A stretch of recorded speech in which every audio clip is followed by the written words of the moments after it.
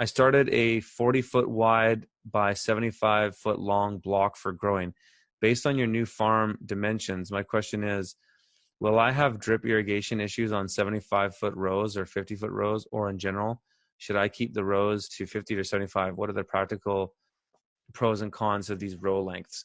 Well, if you're going to have issues with the drip, it just depends on the drip you're using.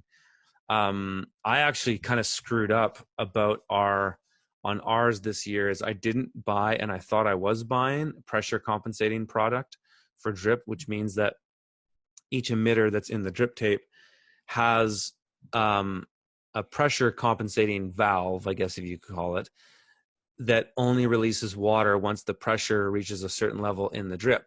And then that way, that drip can be a variety of different lengths, and it can go uphill and downhill, and every area will get dripped the same amount equally.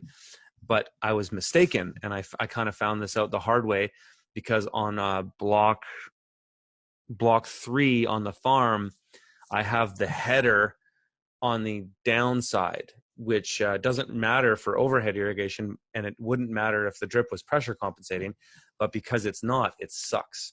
And we had some issues with some potatoes not growing so well at the top of the hill.